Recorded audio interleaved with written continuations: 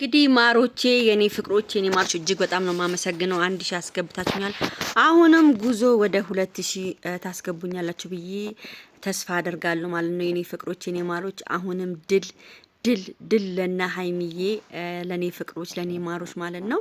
እንግዲህ ቤተሰብ አዳዲስ ነገሮችን ዛሬ ነግራችኋለሁ ማለት ነው። አንደኛ ነገር እቺ እዩ የምትባለዋ በሀይሚ እርግዝና እጅግ በጣም እንደቀናች ጭርጭር እንዳለች እንግዲህ ያው በትላንትና ባየነው ቪዲዮ አይተናል ማለት ሁላችንም ማለት ነው። እንግዲህ ውዶቼ እኔ በጣም የገረመኝና የደነቀኝን ነገር ልንገራችሁ ከምንም በላይ ማለት ነው። አሁን እኔ እርግጠኛ ነኝ ሀይሚዬ እርጉዝ አመስለኝም። ለምን መሰላችሁ? ትላንትና ራሱ ሆዷ እንዲህ ሲደረግ ምንም ነገር አያሳይም ብሏል። እንግዲህ ምንም የሚያሳይ ነገር የለም ስለ እርግዝና ብሏል። ግን እኔ ሲመስለኝ እቺ ሰላቢን እነሱ ለማስቆም ይሆናል እንጂ እርግጠኛ ነኝ ሀይሚዬ እርጉዝ አትመስለኝም። እርጉዝ ብትሆንም ሁላችንም ደስ የሚለን ነገር ነው። ለምን የሀይሚ እርግዝና ከብሩኬ ጋራ እጅ ለእጅ ስለሚያስይዛቸው ሁላችንም እርግጠኛ ነኝ ደስተኛ ነው የሚያደርገን። ግን ምንድነው እዚህ ጋራ እኔ አመስለኝም ሀይሚዬ እርጉዝ ማለት ነው። ግን ይሁን ከሆነም ያርገው መድኃኔዓለም።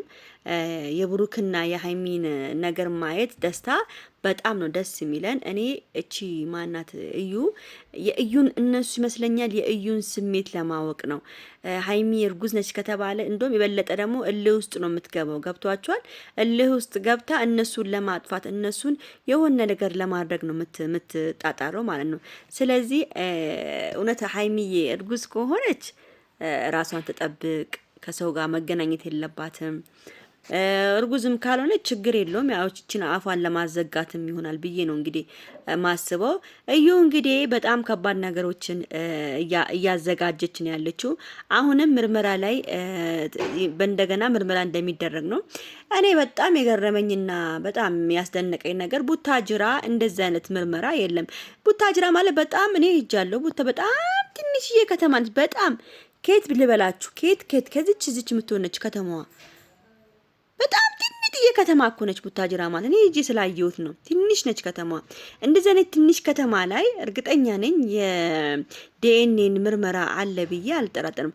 ማንም እኮ ከክፍለ ሀገር መጥቶ ዲኤንኤን ለማስመረር አዲስ አበባ ነው እንጂ የሚመጣው እኔ አላቅም ብቻ እና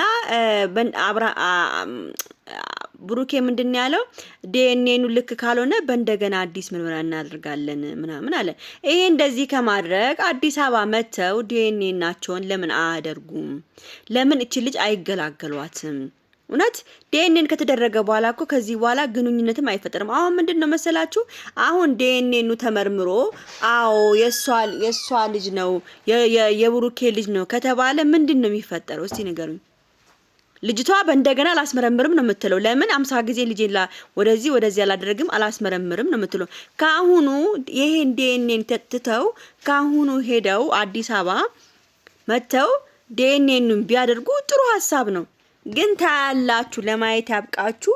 አሁን የዲኤንኤን ምርመራ የተባለው ልጁ የብሩክ ነው የሚወጣው፣ የብሩክ ነው የሚባለው። እዩ ብቻ በቃ ለማየት ያብቃችሁ። ልጁ የብሩክ ነው ተብሎ ብሩክ ጉድ ካልሆነ ለማየት ያብቃችሁ። ይሄ ነገር ሳይፈጠር ብሩኬ ካሁኑ መዘጋጀት አለበት። እውነቴን ነው የምናገረው ቤተሰብ፣ ካሁኑ መዘጋጀት አለበት። ዝም ብሎ አይደለም። ብሩኬ ለምን ሞኝ ይሆናል? ሞኝ መሆን የለባቸውም። ከምንም በላይ ብልጥ ሆነው በብልጥነታቸው መጠቀም ነው ያለባቸው። አሁን ደግሞ ይመረመራል። ልጁ የሱ ይባላል። ከዛ በኋላ ምንድነው የምታደርገው? ወደ ክስ ትሄዳለች። ዲኤንኤን አስመርምሬ ያለው ዲኤንኤን አስመርምሬም ሊያምነኝ አልቻለም፣ በየጊዜው ዲኤንኤን እያለኝ ብላ ደግሞ እሷ ትከሳለች። የዲኤንኤን ወረቀት ይዛ ተሰሚነት ማን ላይ ሊሆን ይችላል? ለእዩ ተሰሚነት ይኖራታል ማለት ነው። ለምን እኔ 2 3 ዲኤንኤን ማስመርመር አልፈልግም፣ ዲኤንኤን አንድ አስመርምሬ ያለው ትላለች። ስለዚህ ህግ ደግሞ ይሄን ዲኤንኤን ካየ በኋላ ለማን ነው የሚፈርደው? ለእዩ ነው የሚፈርደው። ስለዚህ ለምንድን ነው ህይወታቸው የሚያበላሹ? በማይሆን ነገር ከማበላሸት ዲኤንኤን ይመርመር። ሀይሚዬ እርጉዝ ከሆነች ደግሞ እንኳን ደስ ያለሽ ነው የምለው። በጣም ደስ ብሎኛል። እጅግ በጣም ደስ ብሎኛል። እግዚአብሔር አምላክ ይጠብቃችሁ ነው የምለው። ከአዩ አይን እግዚአብሔር አምላክ ያውጣችሁ ነው የምለው። ቡራዬ በጣም ደስተኛ ሆኗል። እውነት በጣም ልጅ ይወዳል። እናንተ ቡራ በስማ እንዲህ ልጅ የምትወልድ ከሆነማ ሀይሚዬማ 10ሩን ልጅ ነው ማሳቀፍ ያለባት ላንተ። ማርያምን ነው የምላችሁ 10ሩን ልጅ ማሳቀፍ አለባት። ስለዚህ ትንሽ ደግሞ ጥርሴን አሙኝ አስነቅያት ትችጋለቻን።